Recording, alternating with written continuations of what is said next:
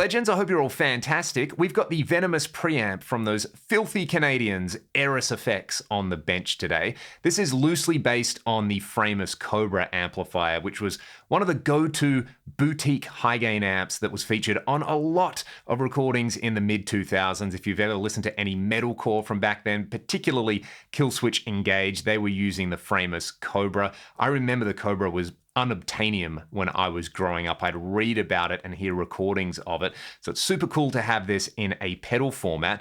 AIRIS also make a full amplifier rated at 300 watts called the Venomous amplifier. This is the preamp section, but you do have some interactive master controls on here. So pre and post gain controls along with a master volume, presence, depth, and a 3-band EQ. The post gain control, as you turn it up, is going to simulate what would happen to a saturating tube power amplifier. As it goes higher, you're going to get more compression and distortion. So basically, you keep the post low, it's going to be a little bit tighter and cleaner, and you would compensate by using the master volume. If you want to crank up that post gain control, you can run the master a little bit lower. The presence and depth are super powerful on here, as is the EQ, and essentially it's got one of their boosts baked in as an always on boost. So you plug it in, it sounds super tight and chunky straight out of the gate. So let's start with some super tight and chunky Killswitch riffing, then I'll give you some tones in isolation.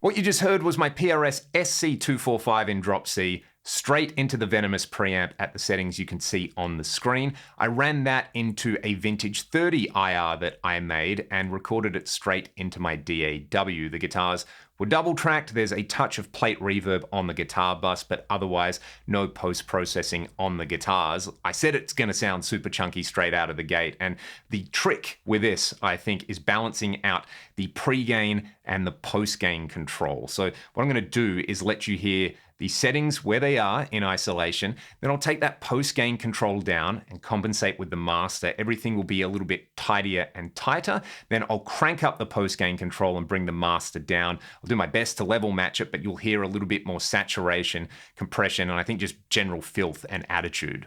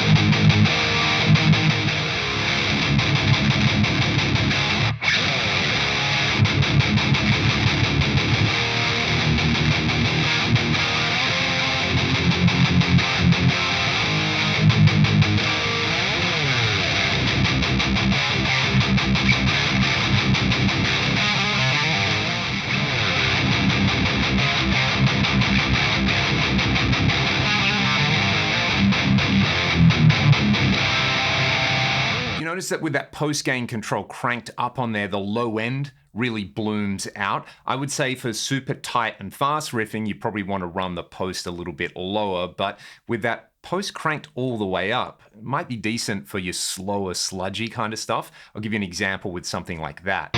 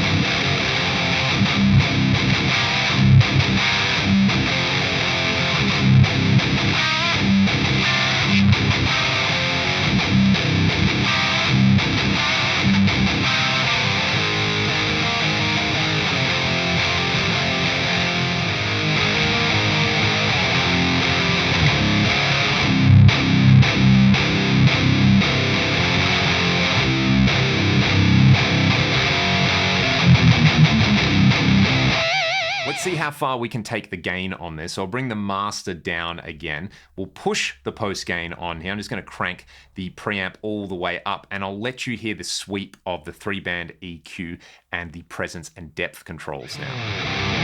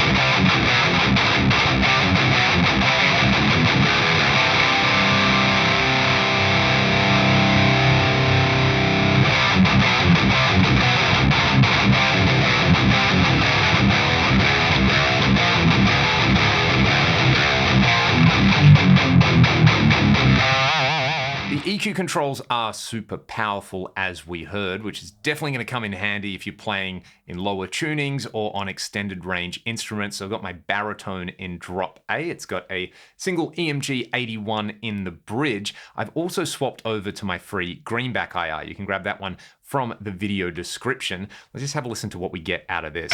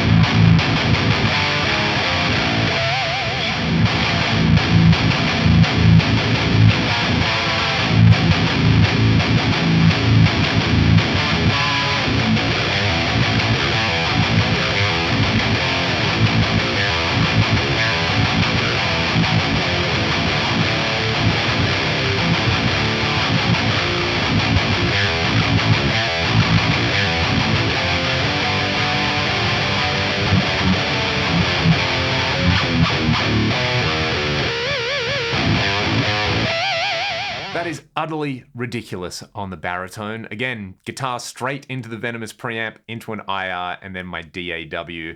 It's so filthy, and it gives you so much control. Let's hear it on my Les Paul Custom now. I'm going to keep the pre-gain control nice and low on here. This actually makes for a pretty juicy hard rock distortion. We'll start it with the post-gain below noon and then hear it a little higher.